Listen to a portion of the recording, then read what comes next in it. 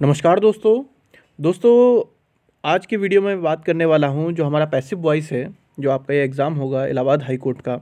उसके अंदर 4 नंबर के जो हैं वो एक्टिव वॉइस और पैसिव वॉइस जो हैं आने वाले हैं। तो इसमें मैं आपको एक बहुत ही ज़बरदस्त ट्रिक बताने वाला हूं। अगर आपने यहाँ से समझ लिया तो आप ज़िंदगी में कभी नहीं भूलेंगे। और चाहे वो कोई भी परीक्षा हो जिसके अंदर एक्टिव वॉइस या पैसिव वॉइस आते हैं, चाहे वो एसएससी सीजीएल की परीक्षा हो या फिर कोई भी परीक्षा जिसके अंदर ये पूछा जाता है, आपका कभी गलत नहीं होगा। विजिबिलिटी जो है थोड़ी सी डाउन है, इसलिए मैं आपको सब बोलकर स्पष्ट करूंगा। और क्योंकि वीडियो थोड़ा सा लंबा होगा तो आप क्या करें कि इसकी जो स्पीड है वो 1.5x कर लें, आप समझ गए होंगे। और इसकी जो क्लियरिटी है वो भी बढ़ा लें, कम से कम 480 जो है 480 फ्रेम में आप देखें, ठीक है। तो शुरू करते हैं। देखिए मैंने करा क्या है, एक A4 साइज़ का पेपर है, इसे मैंने 4 भागों में मतलब 12 खाने बना दिए हैं। और ये 12 जो हैं ये हमारे सेंटेंस हैं। तो आप देखेंगे सबसे पहले इधर की बात करें, मैं आपको थोड़ा जूम करके दिखाता हूँ। यहाँ पर पास्ट इंडेफिनिट है, फिर present indefinite, present continuous, present perfect और प्रेजेंट परफेक्ट कंटिन्यूस। इसी तरीके से ये पास्ट के लिखे हैं मैंने चारों, और उसी तरीके से मैंने ये फ्यूचर के लिखे हैं, ठीक है।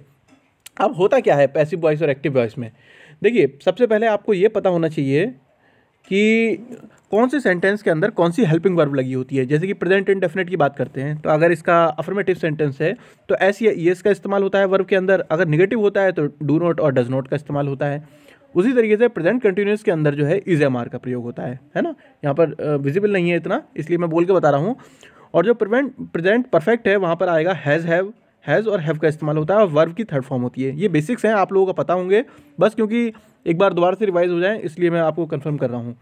प्रेजेंट परफेक्ट कंटिन्यूस के अंदर हैज़ बीन और हैव बीन का इस्तेमाल होता है वर्ब की आईएनजी फॉर्म। और इसके अलावा निश्चित समय और अनिश्चित समय की जब बात होती है तो सिंस और फॉर का इस्तेमाल किया जाता है। तो ये टेंस है। टेंस देखिए, एक्टिव वॉइस और पैसिव वॉइस सीखने से पहले आपको टेंस अच्छे से पता होनी चाहिए, ठीक है।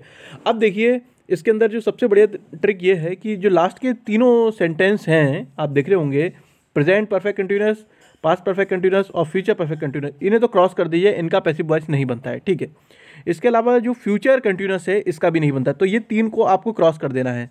ये जो तकनीक है जिससे मैंने ये बनाया है, ये मैंने अपनी 10th क्लास में सीखी थी। जो हमारे टीचर थे विकास जी, उन्होंने हमें इंग्लिश में इस तरीके से सिखाया था, तो मतलब वो अभी तक याद रहते हैं और काफ़ी मतलब बेहतरीन टेक्निक है। चाहे इसी तरीके से जो है आप वो भी सीख सकते हैं, क्या कहते हैं, डायरेक्ट इनडायरेक्ट। तो डायरेक्ट इनडायरेक्ट का जो नेक्स्ट वीडियो आएगा उसमें जो है आप लोगों को मैं इसी तरीके से डायरेक्ट इनडायरेक्ट भी बता दूंगा। एक ही चार्ट के ऊपर सारी चीज़ें खत्म हो जाती हैं, ठीक है। तो इसके अंदर 4 का तो बनता नहीं है, जो नीचे के 3 हो गए और फ्यूचर कंटिन्यूस हो गया। अब बाकियों का अगर बनाना हो, क्योंकि देखिए कोई भी सेंटेंस आएगा सबसे पहले तो ये पहचानना होता है कि वो किस टेंस में है, उसके बाद ही तो आप उसका पैसिव बनाएंगे।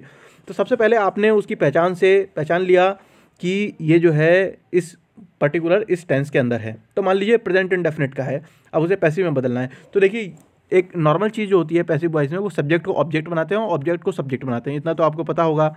उसके अलावा वर्ब की जो है इसमें थर्ड फॉर्म का इस्तेमाल होता है। पैसिव वॉइस में हमेशा वर्ब की थर्ड फॉर्म का ही इस्तेमाल होता है, इस बात को आप निश्चित कर लें। अब पेपर में आपको कैसे करना है, देखिए पेपर में ये चीज़ें काफ़ी सरल हो जाती हैं। क्यों? क्योंकि आपको मतलब लिखना नहीं है, आपको जो है ना वहाँ पर 4 में से एक सही लगाना है। तो इसका तरीका ये है कि आप 3 गलत और छांट लो। तो सबसे पहले आप क्या करना, जो पैसिव वॉइस वाला है उसमें देख लो किसमें थर्ड फॉर्म नहीं है। तो सबसे पहले तो मान लो एक तो ऐसा आता ही है जिसमें थर्ड फॉर्म नहीं होती, उसे काट दो, बचे 3 बचे। तो इस तरीके से एलिमिनेशन मेथड आप अपनाएंगे ना डायरेक्ट इनडायरेक्ट और एक्टिव पैसिव में, तो आपके लिए बहुत ही कारगर रहेगा और कम समय के अंदर आप ज़्यादा क्वेश्चन अटेम्प्ट कर पाएंगे, ठीक है। तो सबसे पहले प्रेजेंट इंडेफिनिट देख लिया आपने, उसके अंदर मान लिया डज नॉट का प्रयोग हुआ है या डू नॉट का प्रयोग हुआ है। तो आप करें क्या, इसमें होता क्या है दोस्तों, ये जो ऊपर वाला सेंटेंस है वो नीचे वाले की हेल्पिंग वर्ब ले लेता है, इस चीज़ का ध्यान रखिए। यानी कि प्रेजेंट इंडेफिनिट किसकी ले लेगा, प्रेजेंट कंटिन्यूस की। और प्रेजेंट कंटिन्यूस में क्या है helping verb, is am are. यानी कि अगर सेंटेंस आपका प्रेजेंट इंडेफिनिट में है और उसका पैसिव वॉइस बनाया जाएगा तो उसमें इज एम आर का इस्तेमाल होगा, ठीक है। बाकी जो फॉर्मेशन है, जो लिखने का सिंटैक्स है, वो तो यही रहेगा कि आपको सब्जेक्ट को जो है ऑब्जेक्ट बनाना है, ऑब्जेक्ट को सब्जेक्ट बनाना है, और वर्ब की आप थर्ड फॉर्म इस्तेमाल करेंगे और हेल्पिंग वर्ब लगेगी नीचे वाले की। तो प्रेजेंट इंडेफिनिट के लिए नियम ये हो गया कि प्रेजेंट कंटिन्यूस की लगेगी। और दोस्तों आप मुझे फीडबैक जरूर देते रहें वीडियो का। एक्चुअली देखिए मैं आपको ज़्यादा से ज़्यादा वीडियो देने की कोशिश करता हूं, परंतु क्योंकि थोड़ी सी हेल्थ प्रॉब्लम है और मेरी पूरे दिन का वर्किंग शेड्यूल होता है, इसलिए मैं आपको जो एक्सपेक्टेशन है आपकी उसके हिसाब से वीडियो नहीं दे पाता हूं। उसके लिए मैं क्षमा चाहता हूं, मगर जितना मैं कर सकता हूं उतना मैं पूरा प्रयास कर रहा हूं, ठीक है। और अब देखिए प्रेजेंट कंटिन्यूस की बात करते हैं। प्रेजेंट कंटिन्यूस के अंदर क्या होता है, इज एम आर और वर्ब की आईएनजी फॉर्म। तो इसमें क्या किया जाएगा, इसके अंदर जो है ना सिर्फ बीइंग लगा देंगे, आप बीइंग का इस्तेमाल करेंगे और वर्ब की आईएनजी वाली नहीं, आपकी थर्ड फॉर्म ही लगेगी, ठीक है। पैसिव वॉइस के लिए ये तो आप याद कर लें कि थर्ड फॉर्म लगनी है। तो प्रेजेंट कंटिन्यूअस का होगा तो इज एम आर और साथ में बीइंग का इस्तेमाल होगा। अभी एग्जाम्पल से आप समझ पाएंगे। उसके अलावा जो नेक्स्ट सेंटेंस है प्रेजेंट परफेक्ट, प्रेजेंट परफेक्ट, इसमें भी क्या करेगा, ये नीचे वाले की हेल्पिंग वर्ब चुरा लेगा। नीचे वाले में हेल्पिंग वर्ब है क्या, उसमें आती है हैव बीन और हैज़ बीन। तो ऊपर जो है प्रेजेंट इंडेफिनिट में, तो यहाँ पर जब भी कोई सेंटेंस होगा प्रेजेंट परफेक्ट टेंस में, तो क्या होगा, हैड के साथ, हैव के साथ जो है वो बीन लग जाएगा, ठीक है। इस चीज़ को ध्यान रख लें। इसी तरीके से अगर हम बात करते हैं इंडेफिनिट की, पास्ट इंडेफिनिट, पास्ट इंडेफिनिट के अंदर क्या होता है दोस्तों, वर्ब की सेकंड फॉर्म आती है जो अफर्मेटिव होगा, और निगेटिव में होगा डिड के साथ जो है फर्स्ट फॉर्म आती है। अगर इसका कोई टेंस है और आपको इसका बनाना है पैसिव वॉइस, तो आप क्या करेंगे, जो पास्ट कंटिन्यूअस की हेल्पिंग वर्ब है जो क्या आता है वॉज और वर, तो ये इसकी चुरा लेगा, इसकी यानी कि ले लेगा। तो जब भी सेंटेंस में प्रयोग होगा तो वॉज वर का इस्तेमाल होगा, वर्ब की थर्ड फॉर्म, ठीक है। आप समझ गए होंगे, अभी एग्जाम्पल से और समझ पाएंगे आप, ठीक है। अभी मैं आपको एग्जाम्पल देके बताऊंगा, और जो कुछ टिपिकल टाइप के जो एक्टिव पैसिव होते हैं वो भी आपको बताए जाएंगे, क्योंकि 4 में से 2 तो बहुत सिंपल आएंगे, 2 में थोड़ा सा ट्रिक लगानी पड़ेगी, वो भी इस वीडियो में आपको क्लियर हो जाएगा, ठीक है। अब पास्ट कंटिन्यूअस है, इसके अंदर वॉज वर है, तो इसमें भी क्या करना है, वॉज वर रहेगा मगर साथ में बीइंग लग जाएगा, ठीक है। बीइंग का इस्तेमाल होगा, वर्ब की थर्ड फॉर्म लगेगी, ठीक है। पास्ट परफेक्ट है, इसके अंदर हेड है, तो नीचे वाले की चुराएगा, नीचे वाले के पास क्या है, बीन है उसके पास एक्स्ट्रा, तो हेड के साथ बीन लग जाएगा, ठीक है। उसी तरीके से फ्यूचर इंडेफिनिट क्या करेगा, फ्यूचर कंटिन्यूअस की चुराएगा, तो वहाँ पर क्या है, बी का इस्तेमाल होता है, तो विल बी और शैल बी और वर्ब की थर्ड फॉर्म, ठीक है। फ्यूचर परफेक्ट भी यही करेगा, नीचे वाली लेगा तो बीन का इस्तेमाल हो जाएगा। तो मुझे लगता है कि क्या चेंजेस किसके अंदर होते हैं वो आपको अच्छे से समझ में आ गया होगा इस चार्ट के माध्यम से। इसी तरीके से मैं आपको डायरेक्ट एंड डायरेक्ट भी बताऊंगा, और बिल्कुल ही मतलब सिंपल हो जाएगा आपके लिए, ठीक है। इसके अलावा ये जो बेसिक चीज़ है कि जब ही का ऑब्जेक्ट बदलते हैं तो हिम हो जाता है, शी का हर हो जाता है, यू का यू ही रहता है, वी का अस हो जाता है, दे का देन हो जाता है, आई का मी, इट का इट, ठीक है। तो ये जो 2 चीज़ हैं, अगर आपने ये चीज़ अच्छे से समझ ली कि कौन सी हेल्प, दोस्तों लोग कंफ्यूज किस में हो जाते हैं, एक्टिव पैसिव और डायरेक्ट इनडायरेक्ट को मिक्स कर देते हैं, और ये एग्जामिनर भी जानता है, तो ऑप्शन भी आपको कुछ इस तरीके दे देता है। तो दोनों को जो है ना आप मतलब ठीक से समझ के रखिए, है ना, कि कहाँ डायरेक्ट इनडायरेक्ट पूछा गया है और कब जो है एक्टिव पैसिव पूछा गया है। तो अब जो है मैं आपको कुछ एग्जाम्पल जो हैं जो अलग टाइप के हैं, जो कि नियम से अलग हैं, वो आपको बताते हैं। 1 मिनट रुकिए। यहाँ पर दोस्तों कुछ एग्जाम्पल मैंने दे रखे हैं और इम्पॉर्टेंट हैं, इनके आने के चांस भी रहेंगे, इसी ये तो नहीं आएंगे मगर इस जैसे ज़रूर आएंगे। जैसे कि ये है द मिल्क टेस्ट सार, मतलब मिल्क खट्टा है, तो इसका जब बनाएंगे पैसिव वॉइस क्या बनाएंगे, तो देखिए टेस्ट है, इसका मतलब ये हो गया हमारा प्रेजेंट इंडेफिनिट का, तो इसका बनेगा द मिल्क इज़, क्योंकि नीचे वाले की लेने वाला है, द मिल्क इज़ सार व्हेन इट इज़ टस्टेड, ठीक है। तो इस तरीके से ये वाला बनेगा, पर्टिकुलर इस सेंटेंस के लिए ध्यान रखें। और when sentence begin with it is time, अगर सेंटेंस ऐसा कोई सेंटेंस है जो स्टार्ट होता है इट इज़ टाइम से, तो उसके अंदर क्या होगा, उसका फॉर्मेशन जो होगा, सिंटैक्स होगा, वो होगा it is time plus for का इस्तेमाल करिए, प्लस ऑब्जेक्ट का इस्तेमाल कीजिए, प्लस टू बी, प्लस के आपकी वर्ब की थर्ड फॉर्म, वर्ब की थर्ड फॉर्म तो आनी ही आनी है। एग्जाम्पल देखिए, it is time to reap the harvest, है ना, कि जो फसल है हमारी उसे पकने का समय हो गया, तो इसका बनाएंगे या पैसिव क्या बनेगा, it is time for the harvest to be reaped, ठीक है। तो ये आपको ये एक्सेप्शन है, मतलब अलग है, उन जो आपने ऊपर वाला चार्ट दिखाया है उससे अलग है, आपको इसमें से जरूर मिलेगा एक ना एक। तो नेक्स्ट है he was elected mayor of Delhi, तो इसका कैसे बनेगा, क्योंकि इलेक्टेड हुआ मेयर, मगर किया किसने, लोगों ने किया ना, तो जो द पीपल हैं वो इसके अंदर जो है वो एक तरीके साइलेंट समझ सकते हैं, हिडन समझ सकते हैं आप, ठीक है। तो जब बनेगा तो ये बनेगा the people elected him mayor of Delhi.